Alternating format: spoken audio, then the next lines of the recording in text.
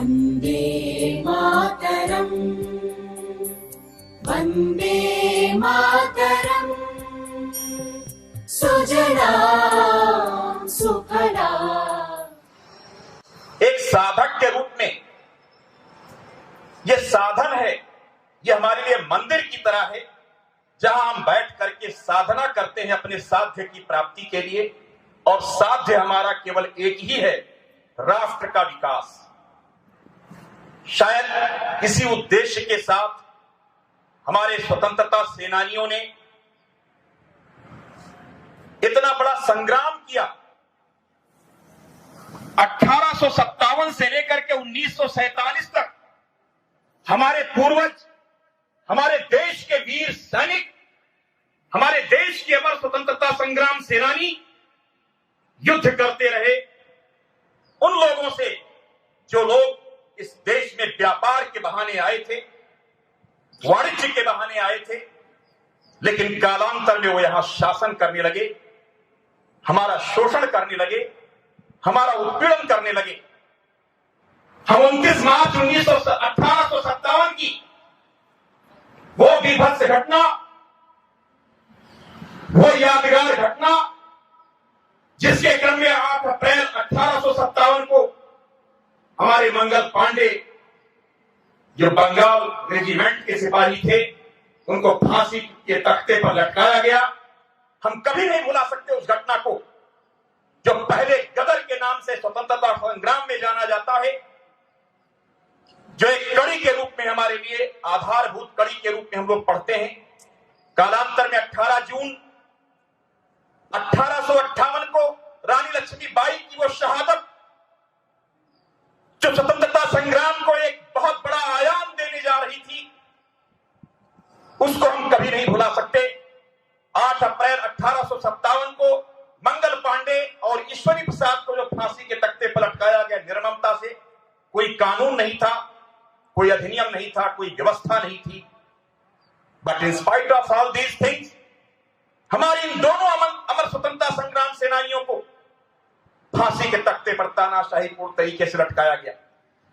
रानी लक्ष्मीबाई की शहादत के बाद हम बंग भंग के आंदोलन को कभी नहीं भूल सकते, 1905 के, जिसमें अरविंद घोष के नेतृत्व में बहुत सारे लोगों ने बंगाल के विभाजन का विरोध किया था।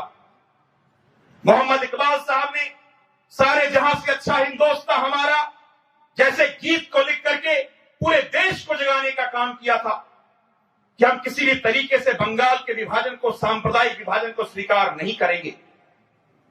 कालांतर में 1917 में चंपारण सत्याग्रह को हम कभी नहीं भूल सकते, जो गांधी जी के नेतृत्व में पहला सत्याग्रह था। 1918 में खेड़ा सत्याग्रह को हम नहीं कभी भूल सकते, जो वल्लभ भाई पटेल साहब के नेतृत्व में आरंभिक रूप से शुरू हुआ था, और कालांतर में खेड़ा सत्याग्रह को हमारे गांधी जी ने नेतृत्व प्रदान किया था। और उस सत्याग्रह में अंग्रेजों को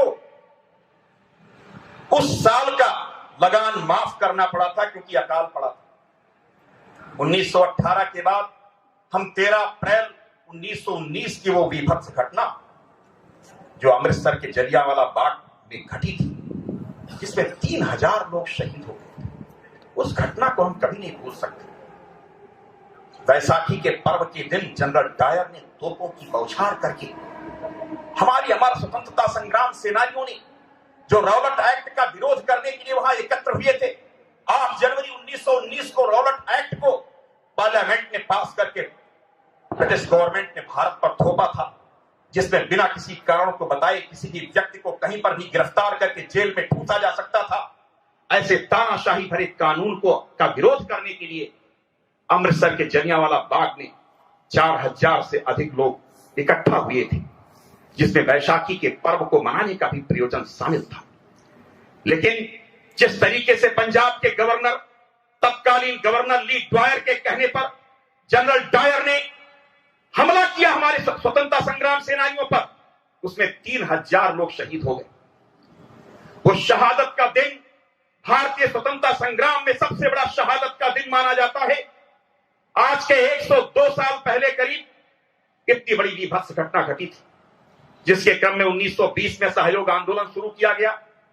जो 1922 में जो हमारे यहां चौरी चौरा कांड हुआ 5 फरवरी को, जिसमें जो चौरी चौरा कोतवाली थी हमारे स्वतंत्रता सेनानियों ने फूंक दिया था, आग लगा दी थी, और 17 जो हमारे बंधक थे स्वतंत्रता सेनानी, उनको छुड़ा लिया था। गांधी जी ने हिंसा का विरोध करते हुए असहयोग आंदोलन वापस लिया था। बाद में 1925 में घटी एक बहुत बड़ी घटना को हम कभी नहीं भुला सकते, जो 9 अगस्त 1925 को काकोरी कांड के रूप में सामने आता है। इन सब घटनाओं को हम इसलिए आज याद दिलाना चाहेंगे क्योंकि ये आज याद करने का दिन है। ये गणतंत्र दिवस आज जो हम मनाने यहां बैठे हैं, ये इतना आसान दिवस नहीं था हमारे लिए। 8,32,000 लोगों ने इस देश को स्वतंत्र कराने के लिए अपनी शहादत दी है, और ये शहादत का परिणाम है कि हम आज आजाद बैठे हैं, इतनी बड़ी सभा कर सकते हैं। अन्यथा हमेशा 144 सीआरपीसी लागू रहती थी देश के अंदर। नोबडी कैन गैदर एनीवेयर, कहीं पर कोई खड़ा नहीं हो सकता था, इकट्ठा नहीं हो सकता था। 5 से अधिक आदमी कहीं एकत्र होते थे तो उन्हें गिरफ्तार कर लिया जाता था। हर व्यक्ति को संदेह की नजर से देखा जाता था। ऐसे युग में जब ब्रिटिश शासन की तूती बोलती थी, काकोरी कांड में हमारे चंद्रशेखर आजाद, राम प्रसाद बिस्मिल, सचिंद्रनाथ सान्याल, अशफाक उल्लाह खान, रोशन सिंह, राजेंद्र नाथ लाहिड़ी जैसे वीर स्वतंत्रता सेनानी जो गर्मपंथी विचार के थे, इन्होंने ट्रेन लूटा था। ट्रेन लूटने का पर्पस था कि हम इससे आर्म्स खरीदेंगे। ट्रेन में जो खजाना रखा था सरकार का, 4,601 रुपए रखे थे, वो लूटा, और उस खजाने के पैसे से वो आर्म्स खरीद करके अंग्रेजों के खिलाफ युद्ध लड़ना चाहते थे, गुरिल्ला युद्ध लड़ना चाहते थे, भूमिगत होकर के युद्ध लड़ना चाहते थे कि अपने देश को आजाद करा सके। कालांतर में सचिंद्रनाथ सान्याल और मनमथनाथ गुप्ता को सेलुलर जेल में बंद कर दिया गया, अनिश्चित काल के लिए आजन्म कारावास देते हुए। और इसके अलावा हमारे अशफाक उल्लाह खान साहब को अयोध्या जनपद के जेल में फांसी दी गई थी। रोशन सिंह को इलाहाबाद जेल में, जिसको आज प्रयागराज के नाम से जानते हैं, वहां पर फांसी दी गई थी। राम प्रसाद बिस्मिल साहब को गोरखपुर जेल में फांसी दी गई। राजेंद्र नाथ लाहिड़ी को गोंडा के जेल में फांसी दी गई। ये वो घटनाएं थी जो कहीं ना कहीं स्वतंत्रता संग्राम को आगे बढ़ाती जा रही थी और लोगों के अंदर आक्रोश फैलता जा रहा था। इसी के बाद 8 जनवरी 1927 को ब्रिटिश पार्लियामेंट में एक विधेयक रखा जाता है कि हम एक साइमन कमीशन का गठन करेंगे जो भारत में शासन प्रणाली में सुधार के लिए कुछ मूल मंत्र की अनुशंसा करेगा। और वो विधेयक 26 जनवरी 1927 को पास हो गया। 26 जनवरी की शुरुआत यहीं से होती है। ये इतिहास मैं इसलिए सुनाना चाहता हूं कि हमारे स्वतंत्रता सेनानियों ने 26 जनवरी का दिन क्यों चुना।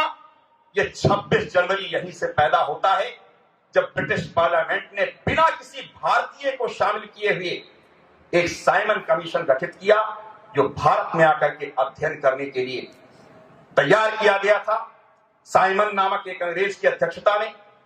और जब वो यहां आया तो भारतीयों की समस्या, और भारतीय उसमें ना हो, उस कमीशन में, उस आयोग में, उस कमेटी में, ये एक दुर्दांत घटना थी हमारे लिए, एक कठोर घटना थी जिसको बर्दाश्त नहीं किया जा सकता था। हमारे स्वतंत्रता सेनानियों ने इसका विरोध आरंभ किया और बाद में 12 नवंबर 1928 को जब लाहौर में साइमन कमीशन का अधिवेशन होने जा रहा था, वहां पर हमारे पंजाब में 1865 में 28 फरवरी को पैदा हुए हमारे लाला लाजपत राय साहब, जो पंजाब केसरी के नाम से पूरे देश में विख्यात थे, आर्य समाजी और समाज सुधारक के रूप में उनको पूरे देश में सम्मान प्राप्त होता था। साहूकारी प्रथा को खत्म करने के लिए उन्होंने सबसे पहले इस देश में एक बैंकिंग सिस्टम शुरू किया था। 1893 में लाहौर सिटी में अनारकली नामक मार्केट में सबसे पहली शाखा उन्होंने 1893 में खोली थी, जो आज इस देश का दूसरा सबसे बड़ा बैंक बना हुआ है, पंजाब नेशनल बैंक। जरा एक बार जोरदार तालियां उस लाला लाजपत राय के लिए, जो 12 नवंबर 1928 को लाहौर की तरफ 40,000 साथियों के साथ पद यात्रा करते हुए, विरोध करते हुए, अहिंसक भीड़ थी। किसी के हाथ में एक छड़ी नहीं थी, एक लाठी नहीं थी, कोई हथियार किसी के हाथ में नहीं था। लाला लाजपत राय साहब के नेतृत्व में, जिनके साथ सरदार वल्लभ भाई पटेल थे, वो विरोध कर रहे थे कि हम साइमन को यहां पर कतई बैठने नहीं देंगे। गो साइमन, बैक साइमन, इस तरीके के नारे लगा रहे थे। वहां पर लाहौर का जो पुलिस कमिश्नर था, जनरल सैंडर्स, वो सैंडर्स इतना क्रूर था कि पूरी भीड़ पर उसने लाठीचार्ज का आदेश कर दिया और खुद उसने लाठी उठा करके लाला लाजपत राय पर कठोर प्रहार किए। उनके सिर में गंभीर चोटें आईं, वो लहूलुहान होकर के 12 नवंबर 1928 को वहीं गिर पड़े थे और उनको लाहौर के सिविल हॉस्पिटल में सरदार वल्लभ भाई पटेल और अन्य साथियों ने एडमिट कराया था। वहां पर 17 नवंबर 1928 को घायल अवस्था में हमारे लाला लाजपत राय, जिनको शेरे पंजाब, पंजाब केसरी की उपाधि से भी भूषित किया गया था, उनकी दुखद मृत्यु हो जाती है। ये एक ऐसी दुर्भाग्यपूर्ण घटना थी। लाला लाजपत राय साहब ने यह संकल्प लिया था कि जिस 26 जनवरी 1927 को ब्रिटिश पार्लियामेंट ने साइमन कमीशन का गठन करके उसमें एक भी भारतीय शामिल न करके तानाशाही का परिचय देते हुए यहां साइमन कमीशन को भेजा है, अध्ययन करने के लिए कि भारतीय शासन प्रणाली में आमूलचूल सुधार कैसे लाया जाए। उसमें भारतीय की समस्या के समाधान के लिए एक भी भारतीय नहीं रखा गया। उसी 26 जनवरी को 1930 को 26 जनवरी 1930 को हम लोग स्वराज्य की घोषणा करेंगे और अंग्रेजों को इस देश से खदेड़ देंगे। ये जो सपना था हमारे पंजाब केसरी लाला लाजपत राय साहब का, वो सपना अधूरा रह गया। 17 नवंबर 1928 की वो शहादत का दिन आज के इस गणतंत्र दिवस पर हम याद करने से कभी नहीं भूल सकते। लाला लाजपत राय साहब की वो शहादत देख करके सरदार भगत सिंह, राजगुरु और सुखदेव, ये हमारे 3 वीर स्वतंत्रता सेनानी थे, जिन्होंने संकल्प लिया कि ऐ सैंडर्स, जिस लाठी से तूने हमारे लाला लाजपत राय पर प्रहार किया है, उस लाठी से कठोर लाठी मैं लेकर आऊंगा और 1 महीने के अंदर तुमको मैं यहीं धराशायी करके दम लूंगा। आपको बताना चाहूंगा, इतिहास गवाह है कि 17 नवंबर 1928 को लाला लाजपत राय की शहादत होती है सिविल हॉस्पिटल लाहौर के अंदर। पूरे देश में आक्रोश मचा हुआ था, तूफान मचा था, क्योंकि लाला लाजपत राय साहब एक बुजुर्ग कांग्रेस समाजधारक, साहूकारी की प्रथा का विरोध करते हुए पंजाब नेशनल बैंक की स्थापना करके पूरे देश में लोकप्रियता के शिखर तक पहुंचे थे। उनकी हत्या किया जाना लाठीचार्ज करके एक ऐसी घटना थी जिसको पूरा देश बर्दाश्त करने की स्थिति में नहीं था। सरदार भगत सिंह, राजगुरु, सुखदेव, 1 महीना नहीं बीता, 17 नवंबर 1928 को मृत्यु होती है और 17 दिसंबर 1928 को, यानी 1 महीने के अंदर लाहौर के किले में प्रवेश करते हैं तीनों हमारे बहादुर स्वतंत्रता सेनानी, राजगुरु सुखदेव के साथ सरदार भगत सिंह, और तीनों के हाथ में पिस्टल होता है।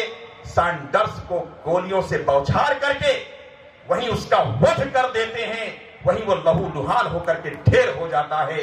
और ये एक ऐसी घटना थी कि किसी पुलिस कमिश्नर, अंग्रेज पुलिस कमिश्नर का वध उसके ही ऑफिस में हमारे स्वतंत्रता सेनानी कर दें, ऐसी घटना कभी नहीं घटी। उस घटना के बाद माहौल शांत होने वाला नहीं था। सरदार भगत सिंह वेश बदल करके दिल्ली आ गए थे और बाकी जो 2 स्वतंत्रता सेनानी उनके साथ थे, राजगुरु सुखदेव, उनको वही लाहौर की जेल में बंद कर दिया गया। सरदार भगत सिंह ने संकल्प लिया कि जिस 8 अप्रैल 1857 को, आज के 72 साल पहले, यानी उस समय के 72 साल पहले, फांसी पर मंगल पांडे और ईश्वरी प्रसाद जी को बंगाल के रेजिमेंट के सिपाही जो हुआ करते थे, उस फौज के, ब्रिटिश फौज के, उनके केवल राइफल में कारतूस को मुंह से काट करके खोलने से मना करने पर उनको फांसी के तख्ते पर लटकाया गया था। उस 8 अप्रैल 1857 की उस घटना की याद में 72 साल बाद 8 अप्रैल 1929 को सरदार भगत सिंह और बटुकेश्वर दत्त ने, ये नाम कभी नहीं भूल सकते हम।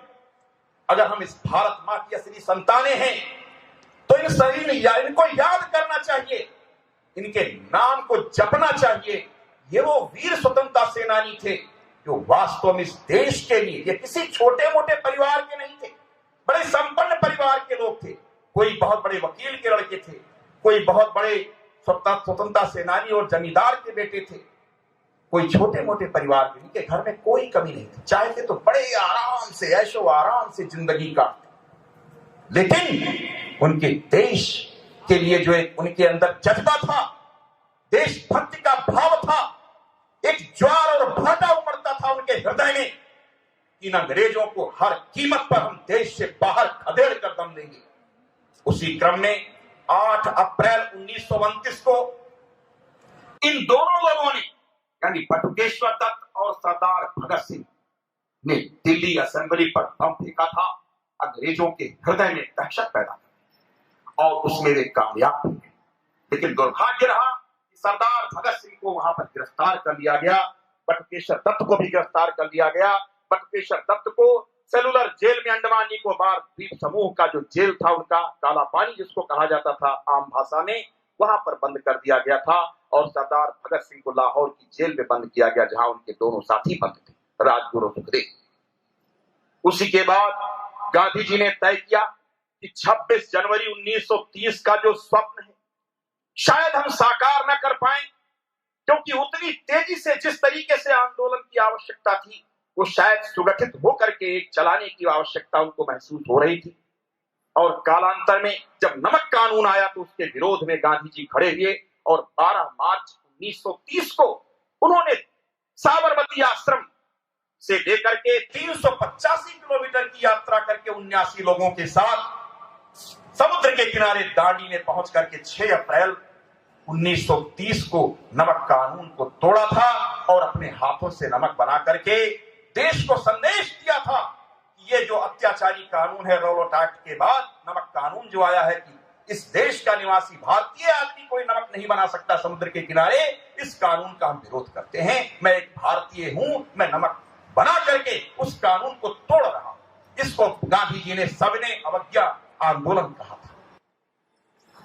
ये नॉन ओबीडियंस जो मूवमेंट था देश में, हमारे गांधी जी ने स्टार्ट किया, और उसके बाद पूरे देश में नमक कानून तोड़ने का एक फैशन चल पड़ा।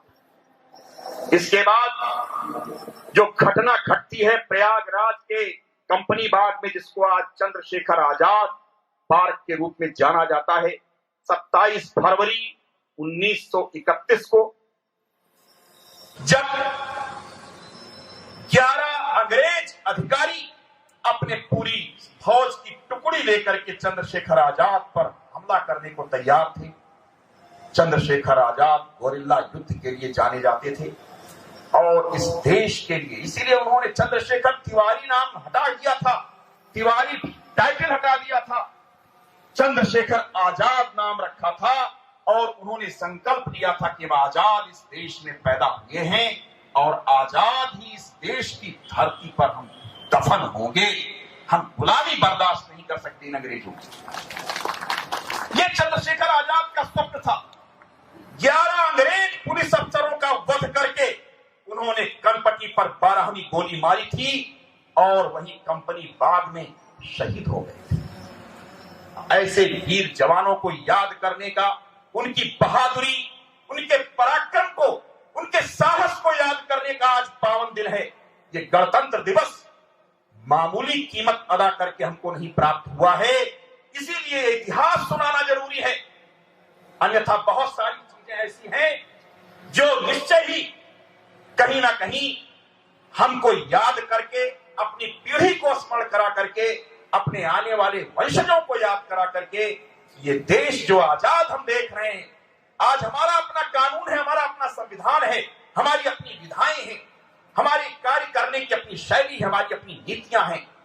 ये आज सौभाग्यपूर्ण क्षण हमें ऐसे नहीं प्राप्त हुआ है।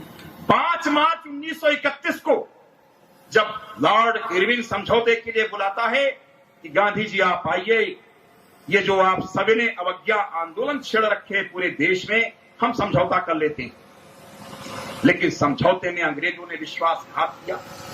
गांधी जी की मांग थी हमारे जितने भी स्वतंत्रता सेनानी हैं, चाहे वो हिंसा में शामिल रहे हों, चाहे अहिंसक आंदोलन में रहे हों, उनको रिहा किया जाए। लेकिन विश्वासघात करते हुए लॉर्ड इरविन ने जो अहिंसक आंदोलनकारी थे उनको तो रिहा कर दिया, और बाकी जो कहीं छोटे मोटे हिंसा में शामिल थे, चाहे चौरी चौरा कांड में रहे हों, चाहे काकोरी कांड में रहे हों, कालांतर में साइमन कमीशन के विरोध में तमाम सारे हिंसाएं हुई, तमाम लोगों ने शहादत प्राप्त की। ऐसे छुटपुट हिंसाओं में अगर कहीं हमारे आंदोलनकारी थे, उनको रिहा करने से मना कर दिया। उसको गांधी इरविन समझौते के नाम से जाना जाता है। 5 मार्च 1931 की घटना। और यही नहीं, उसी वर्ष 1931 में 23 मार्च को एक ऐसी घटना घटती है लाहौर के जेल में, जो इतिहास में, भारत के इतिहास में कभी नहीं भुलाया जा सकता।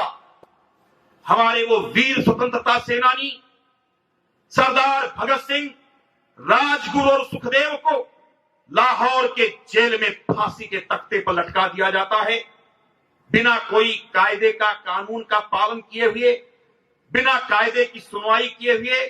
और उनकी तीनों के जो शव हैं वो रावी नदी के किनारे लावारिस शव के रूप में फेंक दिए जाते हैं। इतना बड़ा अपमान हमारे भारतीय स्वतंत्रता संग्राम सेनानियों का हुआ। 23 मार्च 1931 की वो बीभत्स घटना हम इतिहास में कभी नहीं भुला सकते। बाद में अंग्रेजों ने भारतीय आंदोलन को शांत करने के प्रयोजन से 1935 में गवर्नमेंट ऑफ इंडिया एक्ट प्रस्तुत किया ब्रिटिश पार्लियामेंट में, और उसको पारित किया।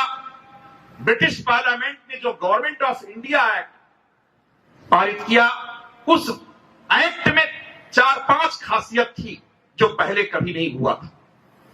क्योंकि रौलट एक्ट, नमक कानून, कई ऐसे अत्याचारी कानून के बाद अंग्रेजों को एहसास होने लगा था कि हमें कुछ राहत वाली बातें भी करनी पड़ेंगी, अन्यथा ये भारतीय इतने जल्दी शांत होने वाले नहीं हैं, और हमारे अंग्रेज अफसर और फौजी बराबर मारे जा रहे हैं, सिपाहियों को जला दिया जा रहा है। इन सब घटनाओं को देखते हुए उन्होंने 4-5 खासियत वाला एक एक्ट उन्होंने दिया हमको, जिसमें संघीय कानून था, द्वैध शासन प्रणाली के साथ में प्रांतों को कुछ ऑटोनॉमस दिया गया था, ऑटोनॉमस स्टेटस दिया गया था।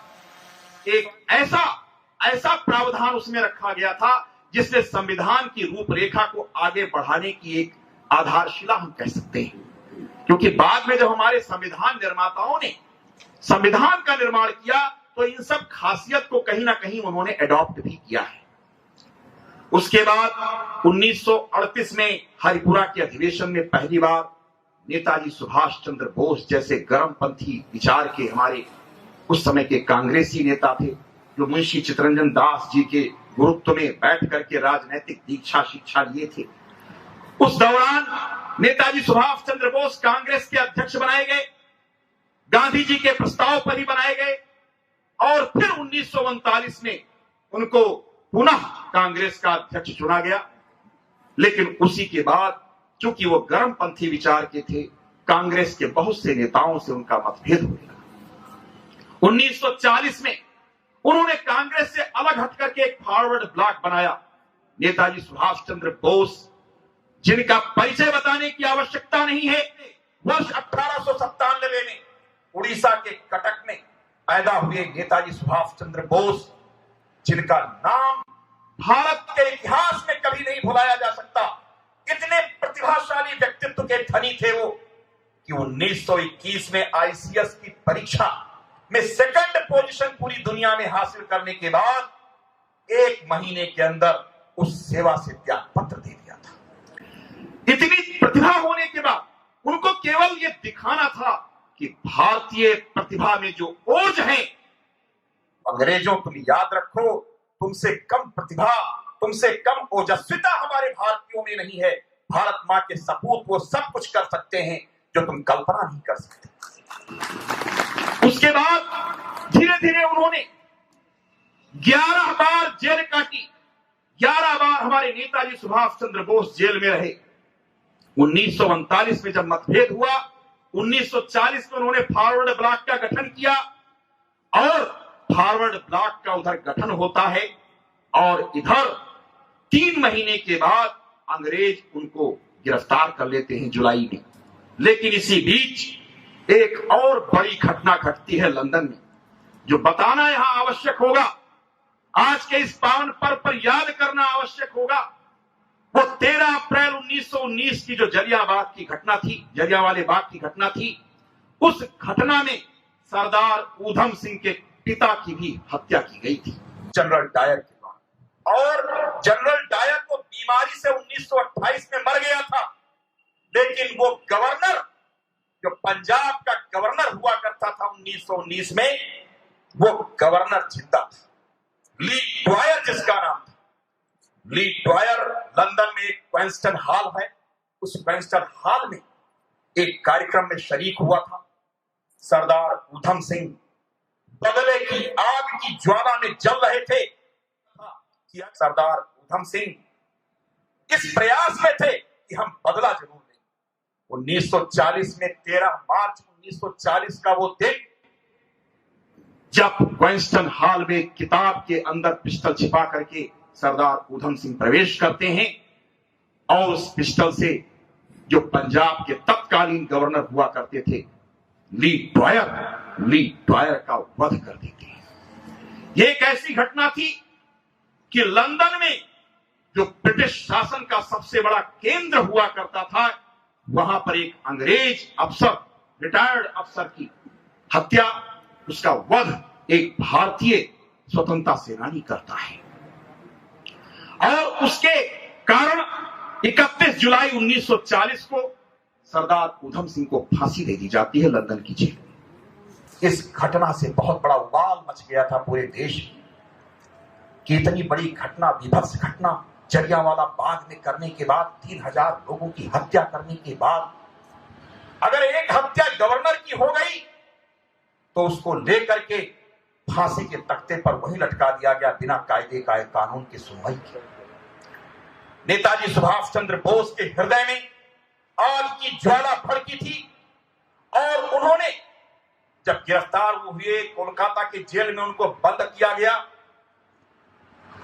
1940 में, जुलाई 1940 में जब वो गिरफ्तार होकर बंद होते हैं, अंतिम गिरफ्तारी थी ये, 11वीं गिरफ्तारी थी नेताजी सुभाष चंद्र बोस। उनकी जीवनी आप उठा करके पढ़िए और अगर कोलकाता में उनके घर में आप जाइए, जहां उनका पुराना घर है, आज भी उनकी गाड़ी खड़ी है, उनकी यादगार की सारी चीजें, उनकी व्यक्तिगत इस्तेमाल वाली सारी चीजें सजा करके सरकार ने रखा है। अंतिम बार 11वीं बार जो गिरफ्तारी हुई थी उनकी जुलाई 1940 में, और उसके बाद फिर वही 26 जनवरी आ जाती है। 26 जनवरी 1941, 1941, 26 ऑफ जनवरी, ये डेट इंपॉर्टेंट डेट है, क्योंकि वो डेट ऐसी डेट थी जब नेताजी सुभाष चंद्र बोस जेल की कड़ी सुरक्षा तोड़ करके खता बताते हुए फरार हो गए। ये 26 जनवरी भले ही बाद में 26 जनवरी तो स्वराज्य की उद्घोषणा के को ध्यान में रख करके हमारे संविधान के लागू करने का दिन चुना गया, लेकिन ये इत्तेफाक है, संयोग है, इतिहास गवाह है कि कोलकाता जेल से 26 जनवरी 1941 को नेताजी सुभाष चंद्र बोस जेल से फरार हुए थे और उसके बाद अंग्रेज उनको कभी नहीं पकड़ पाए। Japan, Taiwan, Singapore, Germany, Italy द्वितीय विश्व युद्ध में शत्रु देश के रूप में जाने जाते थे, जो ब्रिटेन, फ्रांस, रूस, अमेरिका जो मित्र देश थे उनसे लड़ाई लड़ रहे थे सेकंड वर्ल्ड वॉर में। नेताजी ने जो मित्र देश के शत्रु देश थे यानी इटली, जर्मनी, जापान इत्यादि देशों से मित्रता की और जो ब्रिटिश फौज में हमारे हिंदुस्तानी सिपाही हुआ करते थे उन सिपाहियों को उन्होंने प्रेरित किया कि तुम अपने देश के खिलाफ लड़ रहे हो, जो हमारे देश में अत्याचार कर रहे हैं, शोषण कर रहे हैं, हमको गुलाम बनाए हैं, आप उनके फेवर में लड़ रहे हो। अंत में उन्होंने विद्रोह किया। ब्रिटिश शासन में, ब्रिटिश फौज में बहुत बड़ा विद्रोह हुआ द्वितीय विश्व युद्ध के दौरान। तमाम सारे हमारे इतिहास के पन्ने इस बात के गवाह हैं कि 72,000 हिंदुस्तानी फौजी जो शामिल थे वो इस्तीफा दे दिए ब्रिटिश फौज से, बगावत कर दिया। उन्होंने संकल्प लिया कि नेताजी सुभाष चंद्र बोस के साथ खड़े होकर के इस देश को आजाद कराने में अपनी भूमिका का निर्वाह करेंगे। संकल्प लिया, शपथ लिया और 72,000 सिपाहियों के साथ हमारे नेताजी सुभाष चंद्र बोस ने 1943 में आजाद हिंद फौज का गठन किया था। आजाद हिंद फौज के गठन का उद्देश्य यही था कि भारत के बाहर रह करके भारत के इस ब्रिटिश शासन की चूलें हिला दी जाएं, ब्रिटिश सत्ता की चूलें, उनकी आधारशिला को हिला करके रख दिया जाए कि वो भाग खड़े। और उसका परिणाम बड़ा सुखद रहा। आज हम जिस देश को जो आजाद देख रहे हैं इसके पीछे नेताजी सुभाष चंद्र बोस का वो त्याग, वो बलिदान जो कभी हम नहीं भुला सकते कि उन्होंने आकर के अंडमान निकोबार द्वीप समूह को आजाद घोषित कर दिया, तिरंगा ध्वज फहरा दिया। अंडमान निकोबार द्वीप समूह में जो सेलुलर जेल बनाई गई थी, काल कोठरी बनाई गई थी, जिसको काला पानी का नाम दिया जाता था उस समय, वो जेल की सारी फाटकें और दीवारें उन्होंने तोड़वा दी थी। अपने फौजियों के साथ पहुंच करके सारे लोगों को रिहा कर दिया था, आजाद घोषित कर दिया था उस द्वीप समूह को। ये एक बहुत बड़ी घटना थी जो अंग्रेजों के सीने पर बहुत बड़ा प्रहार था। कल्पना नहीं कर सकते थे अंग्रेज शासक कि एक भारतीय इस तरीके से हमारे ही फौजियों को संगठित करके हमारे खिलाफ खड़ा कर सकता है। एक बहुत बड़ी घटना थी अंग्रेजों के लिए। और उस घटना के बाद क्रम आगे बढ़ता जा रहा था। नेताजी को पकड़ना बड़ा मुश्किल था। नेताजी सुभाष चंद्र बोस बर्मा के रास्ते से मणिपुर, मिजोरम और नागालैंड के नागरिकों की सहायता से ब्रिटिश शासन, ब्रिटिश हुकूमत पर हमला किया और मणिपुर के बहुत सारे हिस्सों को भी उन्होंने आजाद करा दिया था, तिरंगा ध्वज फहराया था। नेताजी का वो त्याग, वो बलिदान हम कभी नहीं भुला सकते। अंत में ये कहा जाता है कि जापान से ताइवान तक हवाई जहाज आ रहा था, उसमें नेताजी बैठे थे। अगस्त 1945 में उस दुर्घटना में वो दिवंगत हुए, लेकिन कालांतर में जापान ने इसका खंडन किया। जापान ने कहा कि नहीं, हमारे किसी हवाई जहाज की कोई दुर्घटना नहीं हुई। 1945 में दो ऐसी घटनाएं घटती हैं जो निश्चय ही विश्व युद्ध के समापन की कहानी रचती हुई दिखती हैं। 6 अगस्त को हिरोशिमा एक शहर है जापान का, वहां पर अमेरिका परमाणु बम गिराता है और 9 अगस्त को नागासाकी में परमाणु बम गिराया जाता है। ये दोनों शहर जापान के बहुत ही हाईटेक और विकसित शहर हुआ करते थे।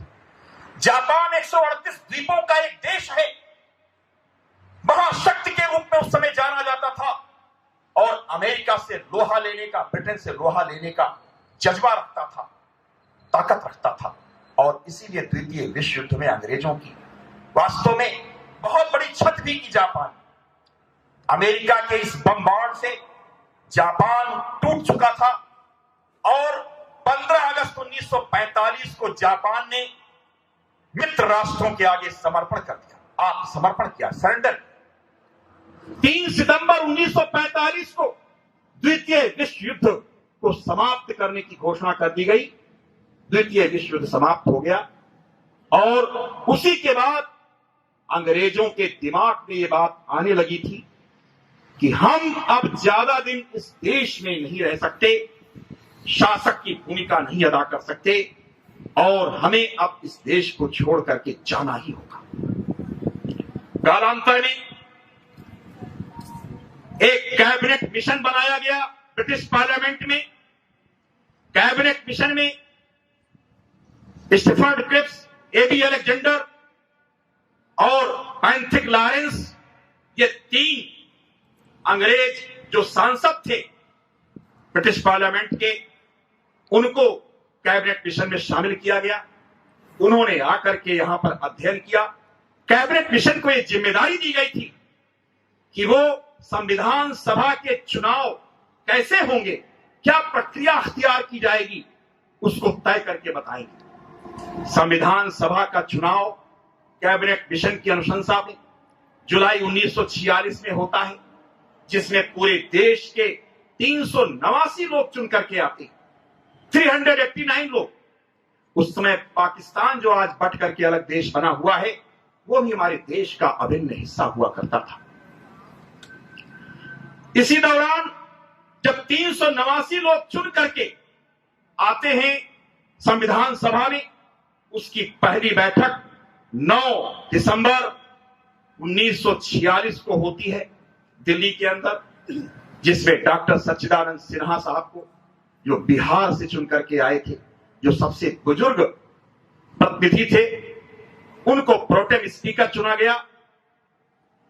उन्होंने 388 लोगों को शपथ दिलाई, 389 में वो खुद थे। और उसी के 2 दिन बाद 11 दिसंबर 1946 को दूसरी बैठक होती है संविधान सभा की, जिसमें डॉक्टर राजेंद्र प्रसाद को संविधान सभा का अध्यक्ष चुना जाता है। और उसी के 2 दिन बाद आप कल्पना कर सकते हैं कि 2 दिन से ज्यादा गैप नहीं दिया हमारे स्वतंत्रता सेनानियों ने, हमारे संविधान निर्माताओं ने। उसी के 2 दिन बाद 13 दिसंबर 1946 को हमारे संविधान निर्माताओं ने तीसरी बैठक की, जिसमें 5 प्रकार के प्रस्ताव रखे गए। उस प्रस्ताव में सबसे महत्वपूर्ण विषय रखा गया कि एक कॉन्स्टिट्यूशन ड्राफ्टिंग कमेटी बनाई जाएगी, संविधान प्रारूप समिति का गठन होगा, जो संविधान के ढांचे को तैयार करेगा और उसके अध्यक्ष, उसके मुखिया, उसके सभापति, उसके चेयरमैन हमारे बाबा साहब डॉक्टर भीमराव अंबेडकर जी को बनाया गया। संविधान सभा के सेक्रेटरी के रूप में, सचिव के रूप में डॉक्टर BN राव साहब का भी नाम हम कभी नहीं भूल सकते, जो उस समय उस जमाने के सबसे सीनियर मोस्ट ICS ऑफिसर थे। डॉक्टर BN राव साहब सेक्रेटरी बनाए गए संविधान सभा के, जो सभी प्रकार की समितियों के समन्वयक के रूप की भूमिका में थे और वो संविधान सभा की बैठकों में प्रस्तावक के रूप में सारे प्रस्तावों को रखवाते थे। 114 बैठकें हुई संविधान सभा की और इसी दौरान एक बड़ी घटना घटती है। 3 जून 1947 को ब्रिटिश पार्लियामेंट ने इंडियन इंडिपेंडेंस एक्ट पारित कर दिया, भारतीय स्वतंत्रता अधिनियम पारित किया। 3 जून 1947 की वो घटना हम कभी नहीं भुला सकते, क्योंकि वो देश को आजाद तो कर रहे थे, लेकिन उन्होंने उसमें एक क्लॉज, दुर्भाग्यपूर्ण सेक्शन जोड़ा था कि भारत आजाद तो जरूर होगा, लेकिन ये 2 भागों में बटेगा, एक भारत कहा जाएगा और दूसरा पाकिस्तान कहा जाएगा। यह ऐसा दुर्भाग्यपूर्ण अधिनियम था कि भारत को सांप्रदायिक आधार पर, धर्म के आधार पर, वर्ग और जाति के आधार पर देश को बांटने की एक साजिश अंग्रेजों ने की थी और उसमें वो सफल भी रहे। 3 जून 1947 के इंडियन इंडिपेंडेंस एक्ट के बाद 27 जुलाई 1947 को उन्होंने एक क्लाज उसमें और जोड़ दिया। वो क्लाज ये था कि जैसे संविधान सभा जो भारत की बनाई गई है, जिसमें 389 मेंबर हैं, उसी प्रकार इसी संविधान सभा में से ही पाकिस्तान के लिए अलग से संविधान सभा बनाई जाएगी। दुर्भाग्य था कि पाकिस्तान से 90 मेंबर चुन करके आए थे, पाकिस्तान वाले पोर्शन से। पाकिस्तान में कुल 4 प्रांत हैं, आप जानते होंगे, सिंध, बलूचिस्तान, पंजाब और नॉर्थ ईस्ट फ्रंटियर प्रांत। इन चारों प्रांतों से कुल 90 मेंबर चुन करके संविधान सभा में आए थे और वो अलग से संविधान सभा उनकी जब बन गई, वो अलग से अपना संविधान सभा पाकिस्तान का चलाना शुरू कर दिए, संविधान की रचना उन्होंने शुरू कर दी। 31 जुलाई 1947 से फिर बैठकें शुरू हुई हमारे भारतीय संविधान सभा की, जिसमें मात्र 299 मेंबर रह गए और अंत में 114 वाचन के बाद, 114 बैठकों के बाद हमारे इन मूर्धन्य संविधान निर्माताओं ने, 299 संविधान निर्माताओं ने भारत के संविधान की रचना को अंतिम रूप दिया।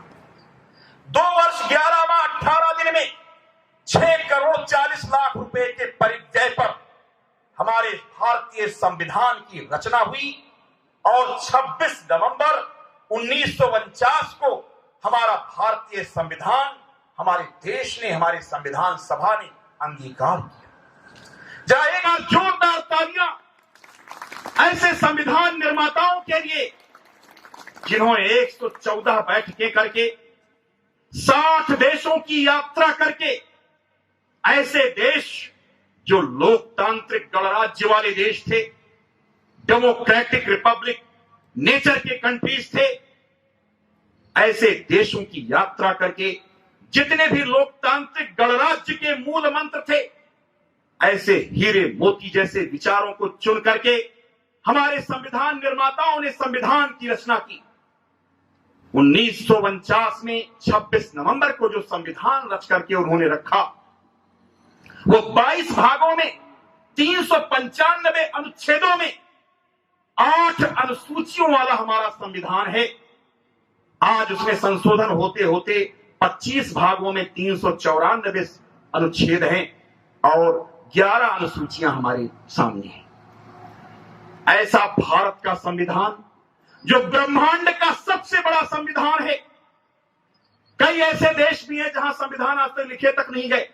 ब्रिटिश संविधान अलिखित संविधान कहा जाता है। वहां ब्रिटिश पार्लियामेंट जो कानून बना देती है वही लागू होता है। हमारे देश का संविधान सबसे बड़ा संविधान है। अब आप ये जानना चाहेंगे इतना बड़ा संविधान बनाने की क्या जरूरत थी? आपको जानकारी होगी कि ये देश इतनी विविधताओं भरा देश है, जहां 1600 भाषाएं बोली जाती हैं, 2800 से अधिक जाति, प्रजाति और संप्रदाय के लोग रहते हैं, तमाम सारे भाषा भाषी लोग रहते हैं, तमाम सारे पंथ वेशभूषा के लोग रहते हैं, तमाम प्रकार की भौगोलिक संरचनाएं हमारे देश की इसको विभिन्न प्रकार की विविधता प्रदान करती हैं। आप कश्मीर से कन्याकुमारी तक जाइए, गुजरात के कच्छ प्रांत से सप्त प्रदेश तक जाइए, आसाम, मिजोरम, नागालैंड, त्रिपुरा, मणिपुर, अरुणाचल प्रदेश, सिक्किम तक। ये वो दृश्य है भारत का कि आप कहीं भी जाएंगे आपको अलग अलग भाषा मिलेगी, अलग अलग पहनावे ओढ़ावे मिलेंगे, वेशभूषा मिलेगी, अलग अलग कल्चर मिलेंगे, अलग अलग खान पान मिलेंगे।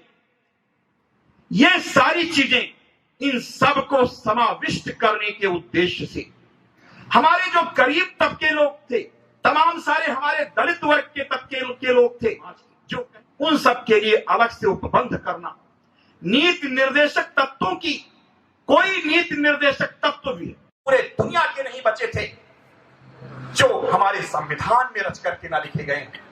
कोई ऐसे मूल अधिकार, फंडामेंटल राइट्स नहीं बचते हैं जो हमारे संविधान में शामिल न किए गए।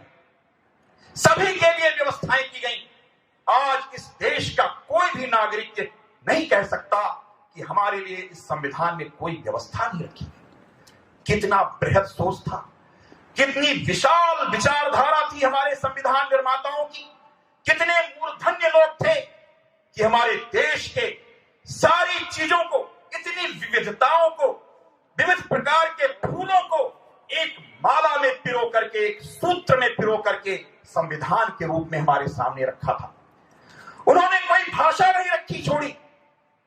343 अनुच्छेद को आप पढ़ेंगे, 8वीं अनुसूची का पार्ट, उसमें 22 राजभाषाओं को 22 भाषाओं को राजभाषा का दर्जा दे डाला। असमिया, बंगला, गुजराती, हिंदी, कन्नड़, कश्मीरी, मलयालम, मराठी, उड़िया, पंजाबी, संस्कृत, सिंधी, तमिल, तेलुगु, उर्दू, मणिपुरी, कोंकणी, नेपाली, डोगरी, संथाली, ये 22 राजभाषाएं जो इस देश की मुख्य प्रांतीय भाषाओं के रूप में जानी जाती हैं, प्रधान भाषाओं के रूप में जानी जाती हैं, उन सबको स्थान दिया हमारे संविधान निर्माताओं ने। किसी को रुष्ट होने का मौका नहीं दिया, किसी को आक्रोशित होने का अवसर नहीं दिया। और आज यही कारण है कि ये भारत दुनिया का सबसे बड़ा लोकतंत्र है, biggest democracy through out the world. आप जानते हैं कि 1 अरब 32 करोड़ की आबादी वाला ये मुल्क, जहां 90 करोड़ से ज्यादा लोग मताधिकार की शक्ति रखते हैं, ये मामूली मुल्क नहीं है। हमें गर्व होना चाहिए कि हमारे लोकतंत्र से, हमारे लोकतंत्र की मजबूत बुनियाद से विदेशी लोग आकर के सीखते हैं और यहां रिसर्च करते हैं कि ऐसा कौन सा जादू संविधान में हमारे संविधान निर्माताओं ने रखा है, कौन से ऐसे मूल मंत्र हैं, कौन से ऐसे रहस्य हैं जिसके कारण इस देश में किसी भी प्रकार की विघटनकारी शक्ति को सफलता नहीं मिलने पाती।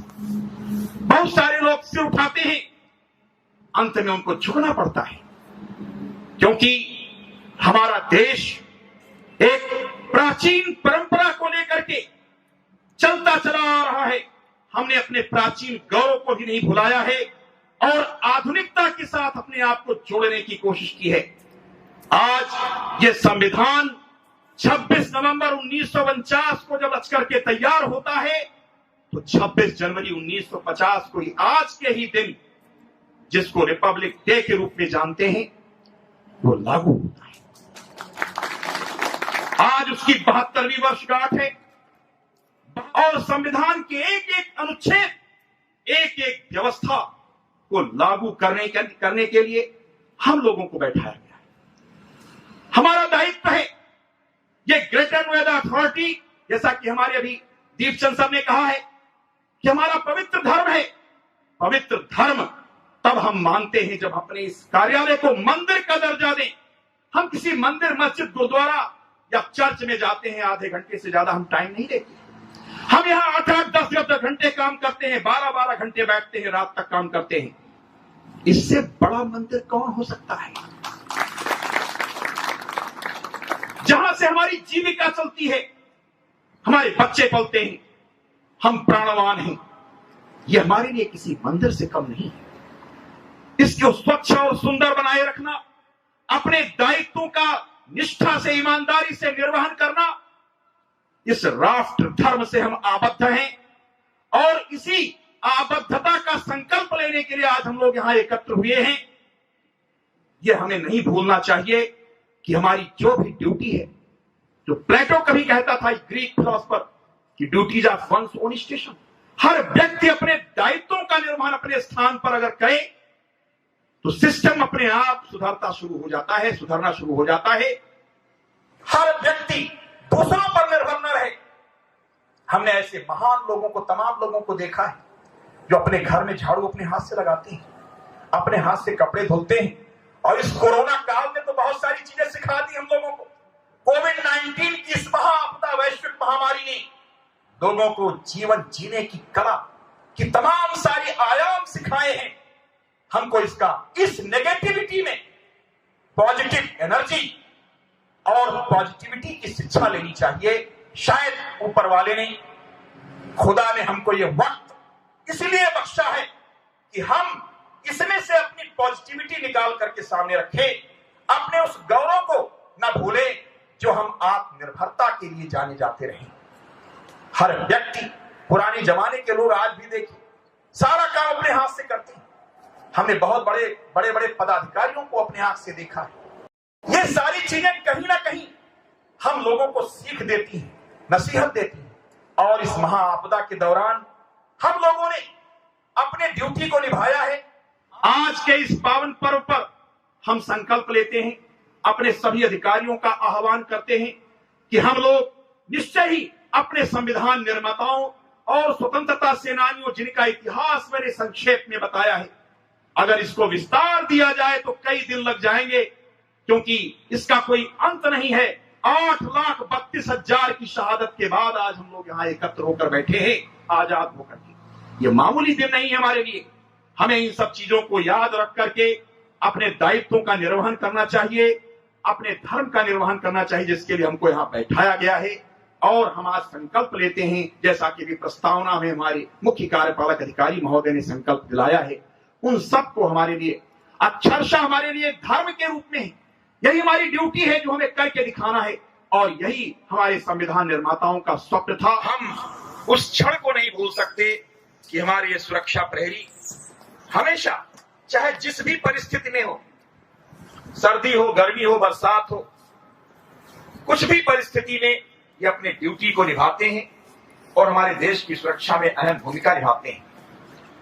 अब इस कार्यक्रम के समापन की वेला में हम सबसे निवेदन करेंगे कि आप लोग भारत माता का जयकारा लगाएंगे। वो भारत माता जिसको कुछ लोग कहते हैं, भारत को हम माता क्यों कहते हैं? भारत को माता हम इसलिए कहते हैं कि इस भारत की धरती से निकलने वाले, भारत की धरती के गर्भ से निकलने वाले जल को पी करके हम जिंदा हैं। भारत की इस धरती से उत्पन्न होने वाले फल, फूल, अनाज और सब्जियों को खा करके हम जिंदा हैं। भारत की धरती से निकलने वाले इन वनस्पतियों से जो ऑक्सीजन है, उस ऑक्सीजन को खींच करके हम जिंदा हैं। इसलिए भारत मेरी माँ है, ये धरती मेरी माँ है। और इसी भावना के साथ भारत माता का आज हम इतनी तेजी से जयकारा लगाएंगे कि इस ग्रेटर नोएडा टाउनशिप, जिसकी स्थापना का हम दिवस मनाने जा रहे हैं आगामी 28 जनवरी 2021 को, जिसमें कई अभी कार्यक्रम हमारे सीओ सर ने अभी बताया भी है। ओपन जिम को लेकर के एक उद्घाटन का एक भव्य कार्यक्रम हमारे सम्राट मेहर भोज पार्क, सिटी पार्क में होने जा रहा है सुबह 10 बजे। उसमें सब लोग आमंत्रित हैं। और उसके बाद ऑडिटोरियम में 2-3 घंटे का हमारा कार्यक्रम है, जिसमें आप लोग आमंत्रित किए गए हैं। हम सबसे अनुरोध करेंगे, हमारे इन सभी कार्यक्रमों को शोभा बढ़ाने के लिए आप लोग अवश्य प्रतिभाग करें। ग्रेटर नोएडा औद्योगिक विकास प्राधिकरण के विकास को लेकर के एक जो स्वप्न है सरकार का, शासन का, जनता का, यहाँ के निवासियों का, उसको साकार करने के लिए हम लोग अपनी भूमिका का निर्वाह यहाँ पर करने के लिए बैठाए गए हैं। और उस दिशा में हम लोग कैसे आगे बढ़ रहे हैं, किस प्रकार से हम लोगों को राहत पहुंचाने वाले हैं, इन सब पे विस्तार से हमारे सीओ सर ने प्रकाश डाला है। तो अब हम भारत माता का जयकारा लगाएंगे और उसके बाद सभी से निवेदन है, हमारे जितने भी आए हुए अतिथि चाहे परिसर के अंदर हैं या बाहर हैं, सभी लोग जलपान अवश्य ग्रहण करेंगे। गणतंत्र दिवस का जो प्रसाद है, तिरंगे ध्वज का प्रसाद जिसका ध्वजारोहण हुआ है, निश्चित रूप से हमारे लिए वो प्रसाद के रूप में ही है, जिसको हम लोग ग्रहण करेंगे। तो भारत माता की